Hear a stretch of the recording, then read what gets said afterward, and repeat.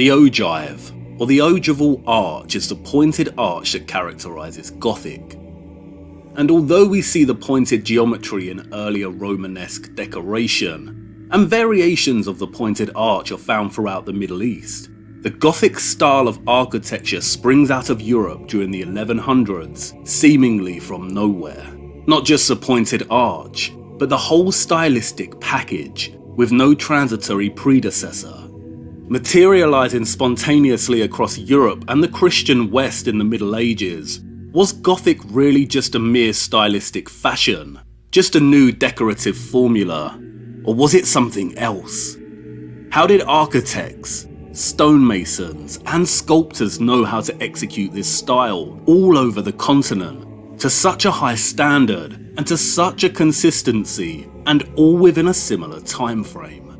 Or were they secretly trained to build in this form, silently waiting in the shadows, ready to unleash Gothic once the order was given? The Gothic style of architecture holds a great secret, but something is missing that prevents us understanding it. A piece of the puzzle, misplaced and absent.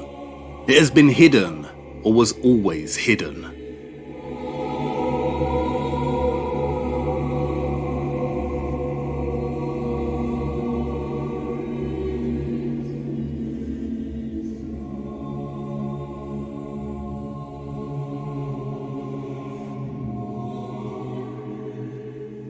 Chartres Cathedral, the site of a mound, and the subsequent cathedral built upon it.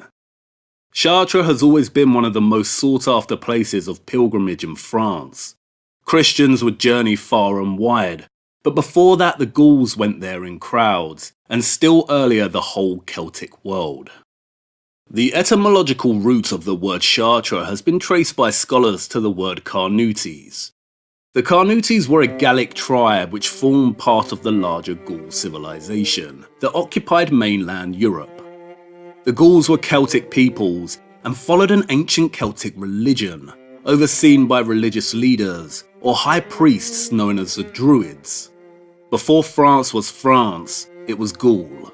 As scholar Jean Markel writes, according to Caesar, this Carnute territory was considered the center of Gaul, and it was home to the great sanctuary, where all the Druids of Gaul would gather once a year.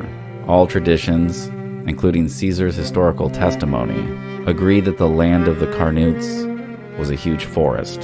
Therefore, this sacred sanctuary would have formed a nimeton, meaning a clearing in the middle of the forest.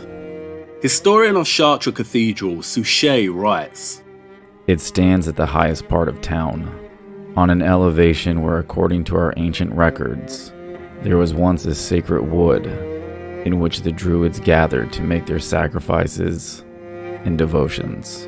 Could very well have been an omphalos, a symbolic center of the world. This is a dolmen. Archaeologists and historians inform us that many were previously covered with earth to form what is commonly understood as a mound. This has led many to conclude that dolmens were burial chambers or megalithic tombs. Louis Charpentier, however, has a different conclusion. The French have a very special connection with their Gothic and medieval past. Charpentier is another in a long line of French writers that have spoken on the esoteric side of Gothic.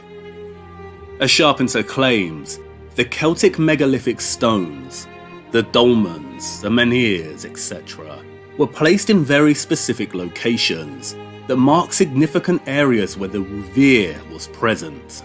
Rouvir is a very old Gaulish word, and it signifies the snake, the serpents that glide on the ground, and by extension, to rivers that snake, and to currents that snake through the ground.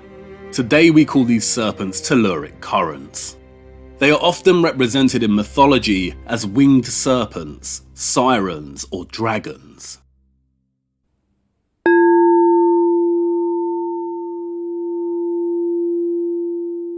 The Gothic has always eluded attempts to fix its origin. It appears suddenly, without preamble, towards 1130s. In a few years it reaches its apogee, born whole and entire without experiment or miscarriage. The Gothic appears at one blow, complete, Hull, and throughout the West. One can hardly believe, writes Regine Pernaud, that such a development, at the same time so vigorous and so swift, can have been due to a new decorative formula. In Notre Dame de Paris, Victor Hugo tells us that before the Renaissance and the rise of the printing press, architecture functioned as a principal type of language. Our ancestors wrote their stories in stone, with carvings. Years later, in 1922, another enigmatic Frenchman, Falconelli, told us that the cathedrals were encoded with a secret language, an argotique.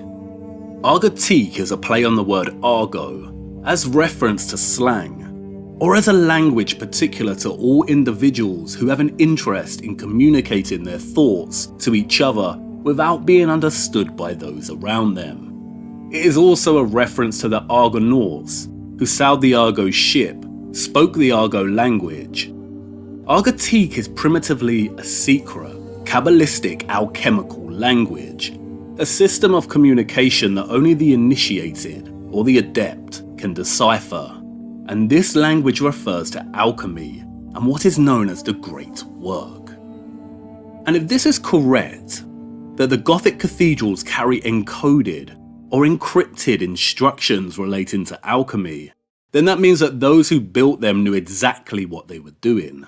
That Gothic did not arise as an architectural style, but as a mode to deliver a message, and perhaps even to perform a function. But how to read this secret language? All cryptograms require a cipher, or key, in order to be deciphered or decoded. The problem is finding the right key. Doors, however, are not opened without a key, nor without a key word. One has to look for them. Not only is Chartres Cathedral one of the greatest masterpieces of Gothic architecture, it is also one of the best preserved. It is a Pandora's box of enigmas that, if opened, lead the curious down many different avenues of investigation. The cathedral's secrets abound. On the summer solstice at precisely midday, a ray of sunlight comes through a small space in the stained glass window, named in honour of Saint Apollinaire, and strikes a particular stone in the transept. As Louis Charpentier writes, someone, at some time in the past, had taken the trouble to leave an empty space, minute perhaps, in a stained glass window.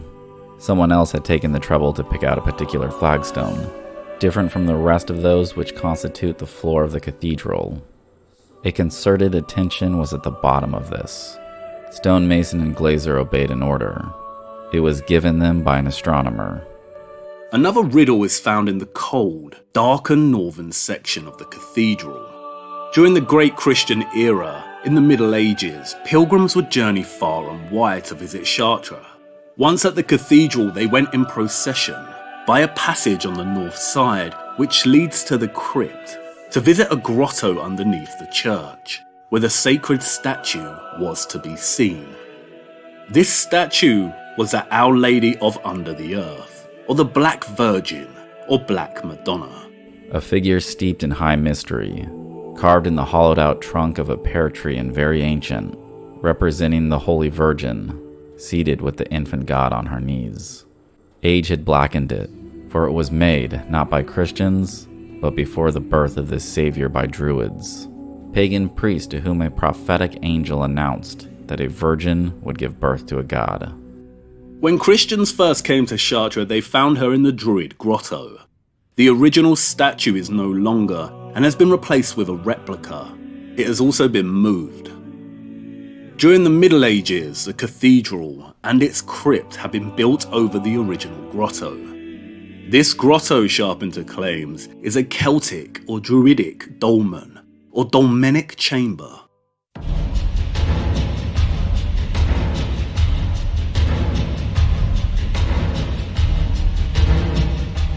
Telluric currents are natural electrical phenomena in the Earth or its bodies of water. Scientists have located 32 distinct mechanisms that cause Earth electricity. One of the primary causes is said to be due to the interaction between solar wind and the ionosphere. These interactions above result in geomagnetic anomalies, which induce the telluric currents in the ground. The telluric currents flow in the surface layers of the Earth, and scientists can use them to explore underground structures for mining exploration, petroleum exploration, mapping of fault zones, monitoring tectonic plates, and magma chambers. The telluric currents are present in groundwater, and the ionized water's interaction with rock ore produces a unique phenomena. As ionically charged fluids travel in porous rock, an electrical current is created by the motion of the suspended ions. This electrical chemical effect found in the ore bodies is akin to commercial electrochemical batteries in magnitude. Patents have been developed with the intention of harnessing this form of telluric current electricity. As early as the 1840s, scientists were experimenting with earth batteries in Hyde Park by immersing metal wires in moist soil, or water from the earth. They found that the moist earth established an electric current, which was used in the development of the telegraph systems.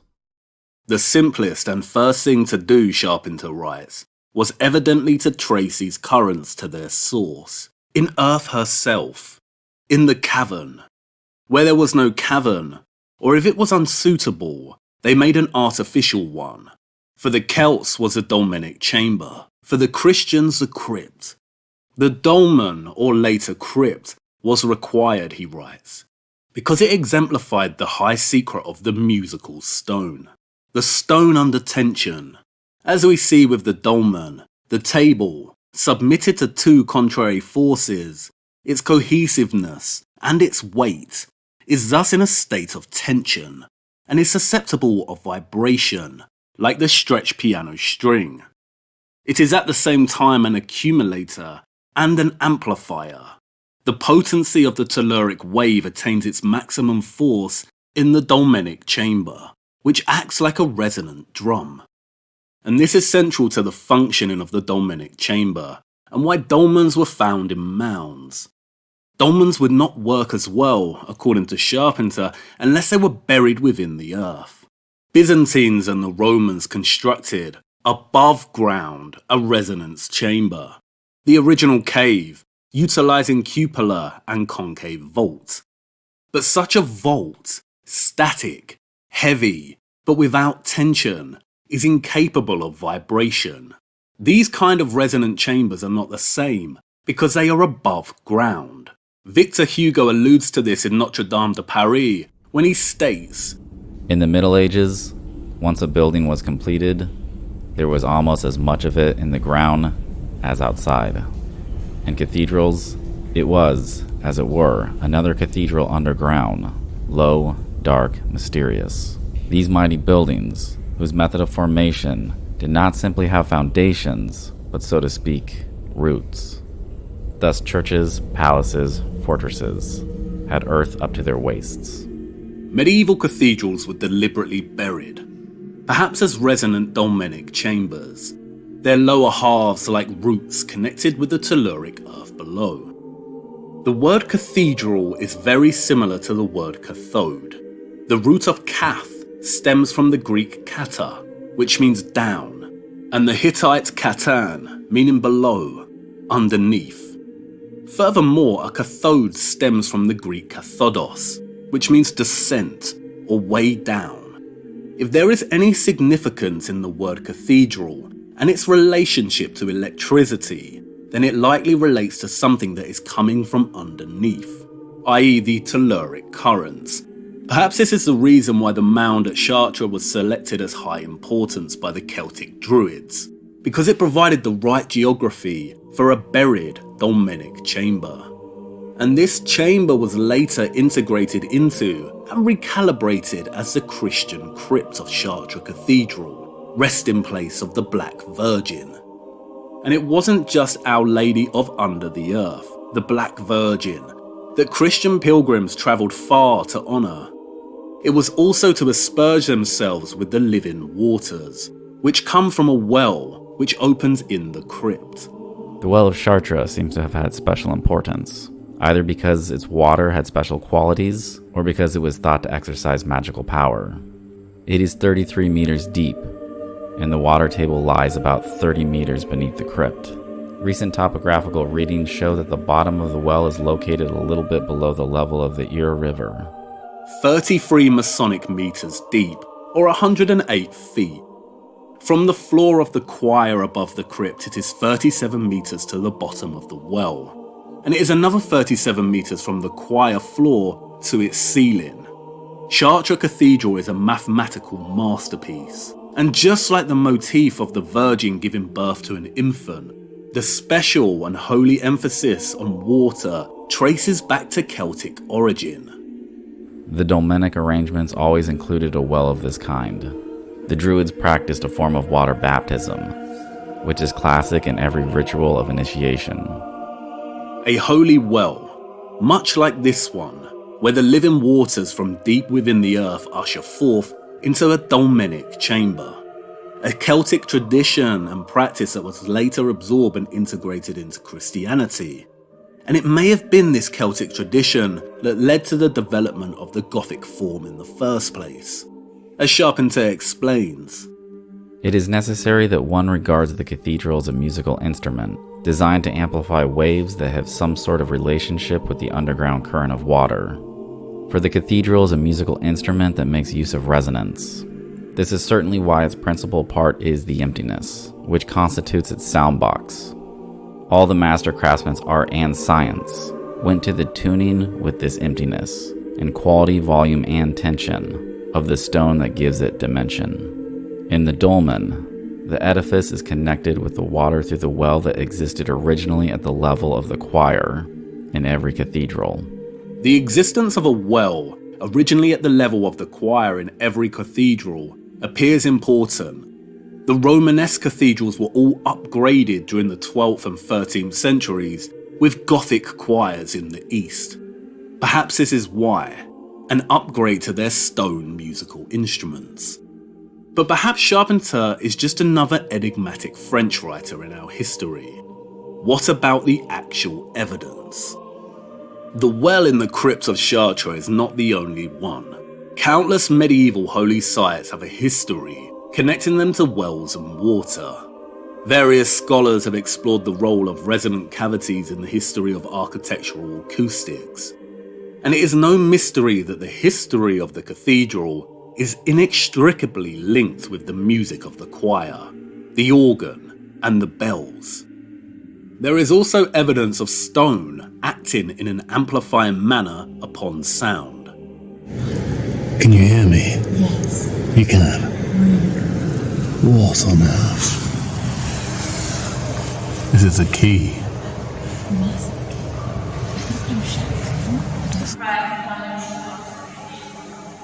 Almighty and everlasting God, you make the universe with all its marvellous order, its absolute worlds and galaxies, and the infinite complexity of living creatures.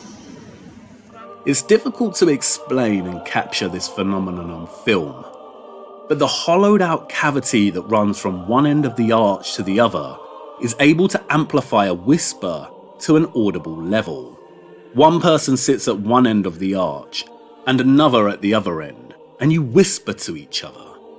The arch carries a sound and amplifies it to such a degree that it sounds as if the opposite person was standing right next to you. Anyone can test this for themselves at Liverpool Cathedral, and it makes you wonder just what influence grander arches such as this have upon sound quality and structure. And it's not just Liverpool. Gloucester Cathedral features a whispering gallery above its choir, which amplifies the whispers of those standing at the other end. Liverpool Cathedral was completed in 1978, one of the first real cathedrals erected in England since the Reformation in the 16th century. Following the Industrial Revolution, where templated machine-cut stone and artificial pseudo-stone were used en masse to erect countless imitations of the medieval ogival form, we see an emphasis on building a cathedral that honoured, as close to possible in the modern world, the traditional method of medieval stonemasonry. The cathedral sits upon St. James's Mount, a mound with significant elevation in the city. Just like Chartres, this site was used as a stone quarry since at least the 16th century. It was later transformed into a cemetery. Ramps led to arcades that were used as catacombs. The new classical style of the site is very much of the 1700s. And in 1773, As quarrying progressed, they discovered a spring at the site. It wasn't long before people started claiming that the water was helping their ailments and making them feel good. What's more curious is that the west section of Liverpool Cathedral, which forms the nave, is also called the well. There are no documents of a well ever existing in this location, but there are tunnels that run directly below this portion of the cathedral. In his book, Peter Canarley writes, "Preparation of the foundations for the west front was hampered by the presence underground of an old collapsed tunnel, which had been excavated in the 18th century to give access to the quarry. The tunnel entrance has been bricked up, and currently it is not known where this tunnel leads." Charpentier claims that the ancients, including Christians, took to establish their cult sites over points that were tellurically potent. Notre Dame, Chartres, Mont Saint-Michel, and hundreds of other medieval structures were built over former pagan sites. Perhaps Liverpool Cathedral exists on an ancient Celtic site. All the signs are there, and in light of that assumption, the decision to construct the cathedral from real stone and with traditional stonemasonry techniques makes sense, for the dolmens were stone. We know through cymatics that sound and vibration has a profound effect on water. But how do telluric currents enter the equation? We know they are present underground and in water. It's as if all the pieces of the puzzle are there waiting to be connected, but we're missing another key. Charpentier claims that patients were looked after in the bosom of Earth herself, close to the dolmenic chamber, with water from the well. The really ill, the paralytics above all, were healed there. The water was also efficacious for wounds. He also claims that when the Wouvir was in pulsation, men were often visited by the Great Illumination. Could the living waters actually have held healing properties, or the ability to transform one spiritually? There does exist an abundance of anecdotal evidence suggesting that well water has healing properties. There are histories documenting well women and the veneration of wells. There is also scientific evidence detailing the beneficial properties of ionized water for human consumption and its positive impact on plant growth. Have you ever noticed that in many medieval cathedral grounds, the most magnificent trees grow? But while the common people may have consumed well water, there is no evidence that they understood the relationship between the water and the telluric currents. There is also no evidence that these currents were ever harnessed to produce some kind of free energy for public use.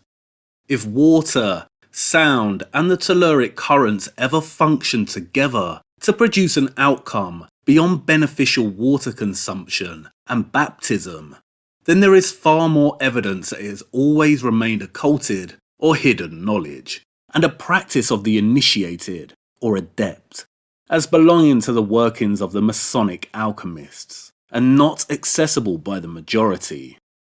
A dolmen is made from stone, and for the alchemist, accomplishing the great work means creating the philosopher's stone. What if Hugo's, Falconelli's, and Charpentier's enigmatic words are suggestive of something bigger? Consider this passage from Victor Hugo's Notre Dame de Paris, in which a character contemplates one of Notre Dame's carved bas-reliefs.